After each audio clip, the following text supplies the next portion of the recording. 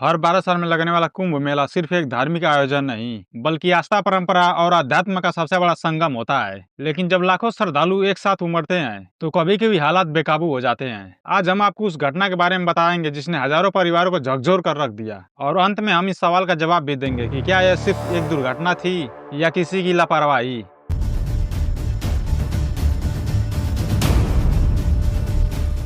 29 जनवरी 2025 को मौनी अमावस्या के अवसर पर संगम तट पर लाखों श्रद्धालु रात 1 से 2 बजे के बीच स्नान के लिए एकत्रित हुए थे। और तभी कुछ अफवाहें सुनाई देता है, जैसे पुल गिरने वाला है या करंट लग गया है। अब जैसे ये अफवाहें लोगों को सुनाई देता है, जिससे लोग तेजी से भागने लगते हैं और गिरने लगते हैं। अब जो मेन स्नान घाट की तरफ जाने वाला जो रास्ता होता है, उस पर बहुत ज्यादा भीड़ होने के कारण भगदड़ मच जाता है। इस बीच चोरी और जेबकटी की घटनाएं भी होती है, जिससे लोग घबरा जाते हैं और तेजी से बाहर निकलने की कोशिश करने लगते हैं। भगदड़ में कई महिलाएं और बुजुर्ग फंस जाते हैं, जिन्हें बाहर निकालने में काफी दिक्कत होती है। अब वहाँ बहुत से लोगों ने पुलिस से दूसरे रास्तों को खोलने की अपील भी करते हैं, क्योंकि भीड़ के दबाव के कारण लोगों को सांस लेने में काफी मुश्किल हो रहा था। लेकिन अफसोस उनकी अपीलों पर थोड़ा भी ध्यान नहीं दिया जाता है, जिसके कारण कई लोग बेहोश होकर वही गिर जाते हैं और एकदम से भगदड़ और ज्यादा बढ़ जाता है। प्रशासन ने इस दिन करीब 2 करोड़ श्रद्धालुओं को आने का अनुमान लगाया था, लेकिन वहाँ वास्तविक संख्या 8 करोड़ से अधिक हो जाती है, जिससे घाटों और प्रवेश मार्ग पर भीषण भीड़ उमड़ जाती है। पुलिस सुरक्षा कारणों से कुछ प्रवेश रास्तों को समय से पहले ही बंद कर देती है, जिससे श्रद्धालुओं का दबाव और बढ़ जाता है। अब वहाँ जो वीआईपी स्नान व्यवस्था बनाया गया था, उसके कारण आम श्रद्धालुओं को घाटों तक पहुँचने के लिए लंबा इंतजार करना पड़ता है। वीआईपी लोगों के आने जाने वाले रास्ते को बंद कर दिए जाते हैं, वही आम श्रद्धालुओं को रोका जाता है। लेकिन वीआईपी लोग बहुत ही आसानी से स्नान कर रहे थे, जिससे भीड़ में गुस्सा और अफरा तफरी और ज्यादा बढ़ जाता है। पुलिस बल और आपदा प्रबंधक टीम वहाँ मौजूद होती है, लेकिन उनकी संख्या इतना ज्यादा नहीं होती है कि वो भीड़ को नियंत्रित कर सके। प्रशासन भीड़ को नियंत्रित करने के लिए रियल टाइम निगरानी नहीं कर पाई, जिससे भीड़ अनियंत्रित हो जाता है। भगदड़ के समय लोग निकल नहीं पा रहे थे, क्योंकि और रास्ते सही समय पर खोले नहीं गए, जबकि प्रशासन 45 स्नान घाट बनाए थे। इस भगदड़ में 30 श्रद्धालुओं की मौत की पुष्टि की जाती है, जबकि कुछ रिपोर्टर के अनुसार यह संख्या 50 से अधिक हो सकती है। मुख्यमंत्री योगी आदित्यनाथ ने 25-25 लाख रुपए मुआवजे की घोषणा की और जांच के आदेश दिए। भीड़ नियंत्रण के नए नियम बनाए गए, लेकिन तब तक बहुत देर हो चुका था। पुलिस के स्तर पर भी अलग से हम लोग इसके एक अलग से भी जाँच करवाएंगे। मैं उन सब के प्रति अपनी संवेदना भी व्यक्त करता हूँ, और परिवारजनों को हम प्रदेश सरकार की तरफ से 25-25 लाख रुपए की आर्थिक सहायता की घोषणा भी कर रहे हैं। भगदड़ के घटना के अगले दिन 30 जनवरी 2025 को सेक्टर 22 में एक भीषण आग लग गई, जिसमें कई पंडाल जलकर राख हो गए। सौभाग्य से इस घटना में कोई जनहानि नहीं हुई। आग लगने का कारण शॉर्ट सर्किट बताया जाता है। इससे पहले 19 जनवरी को भी सेक्टर 19 में गीता प्रेस के कैंप में आग लगी थी, जिसमें 170 कॉटेज जलकर राख हो गए। इस घटनाओं ने मेला प्रशासन तैयारियों पर भी सवाल खड़ा किए हैं। महाकुंभ न केवल एक धार्मिक आयोजन है, बल्कि इसका आर्थिक और सामाजिक प्रभाव भी व्यापक है। पर्यटन, होटल, परिवहन और स्थानीय व्यवसाय को इससे बड़ा लाभ होता है। 2025 के महाकुंभ के लिए 7,500 करोड़ रुपए का बजट निर्धारित किया गया था, जो पिछले आयोजनों की तुलना में काफी अधिक है। इतने बड़े बजट के बावजूद इन व्यवस्थाओं में कमी रह जाती है, तो यह एक चिंता का विषय है। प्रशासन को चाहिए कि वो बजट का सही उपयोग सुनिश्चित करें और भविष्य में ऐसी घटनाओं से बचने के लिए उचित कदम उठाए। एक बार इस महिला पुलिस को देखिए, यह कैसे चिल्लाती रहेगी और फोर्स की जरूरत है। भीड़ बढ़ती जा रही है, लेकिन इसकी एक न सुनी गई। भीड़ बहुत ज्यादा है। आज छोटी विलन में गए ना, फोर्स तेजी।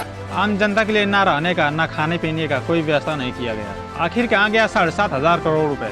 क्या यह भी सिर्फ एक जुमला था जनता को बेवकूफ बनाने के लिए? कहा गया कि कुंभ में 7,500 करोड़ रुपए खर्च किया गया, जबकि आम लोगों के लिए घाटों पर भीड़ नियंत्रण के नाम पर कई रास्तों को बंद कर दिए गए।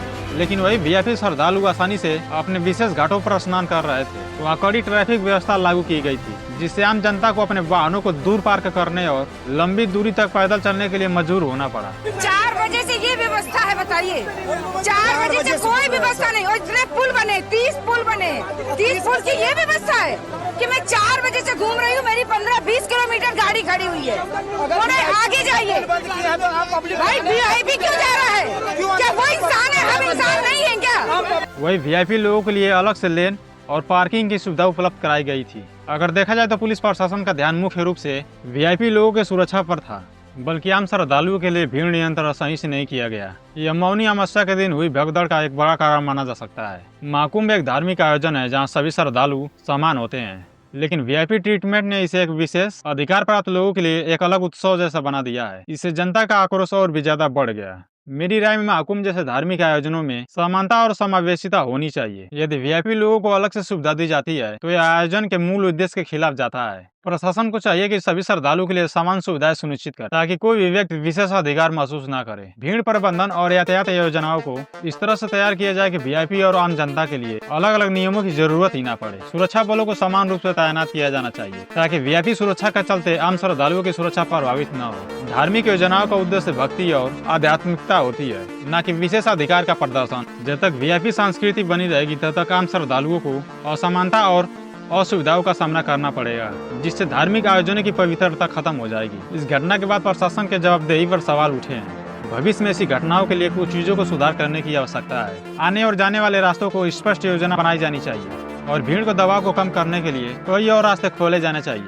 तकनीकी सहायता जैसे ड्रोन और सीसीटीवी कैमरों के माध्यम से भीड़ की निगरानी किया जाना चाहिए और रियल टाइम डेटा के आधार पर निर्णय लिया जाना चाहिए। अधिक एम्बुलेंस, चिकित्सा कर्मी और आपातकालीन प्रक्रिया दल तैनात किया जाना चाहिए। श्रद्धालुओं के बीच प्रोटोकॉल के बारे में जागरूकता बढ़ानी चाहिए और अफवाहों से बचने के लिए सूचना अभियान चलाना चाहिए। प्रशासनिक प्रशिक्षण, सुरक्षा बलों और प्रशासनिक कर्मियों को आपातकालीन स्थितियों से निपटने के लिए विशेष प्रशिक्षण दिया जाना चाहिए। इस लापरवाही के कारण कितने घर उजड़ गए।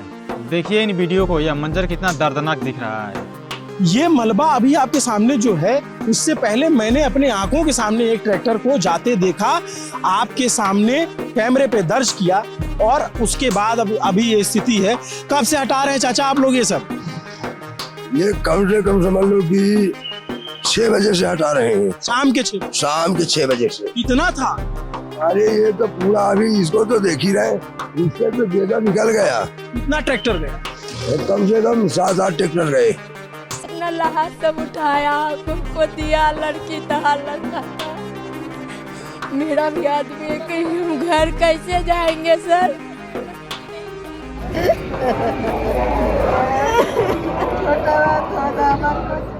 ये भी नहीं बता रहे किस अस्पताल में, किस जगह जो घायल हुए हैं वो कहाँ गए, जिसकी बॉडी कहाँ गई वो भी तो दे दे पब्लिक को, भी जाके अपना देख लेंगे। इसलिए मैं आप लोगों से आग्रह करता हूँ, ऐसे भीड़ वाले जगहों पर मत जाइए। आपको भक्ति करने के लिए किसी दिखावे की जरूरत नहीं है। आप सिर्फ अपने अंदर की बुराई को निकालें, अपने मन को शांत और शुद्ध करें, एक अच्छा इंसान बने, एक देश के अच्छा नागरिक बने। हमें मिलकर यह सुनिश्चित करना होगा कि भविष्य में ऐसी दुखद घटनाएं ना हो और रास्ता के अपर और सुरक्षित और सफलतापूर्ण संपन्न हो। वीडियो पसंद आया तो लाइक कर सकते हैं। ऐसे और वीडियो देखने के लिए हमारे चैनल को सब्सक्राइब कर सकते हैं। वीडियो को लास्ट तक देखने के लिए बहुत बहुत धन्यवाद।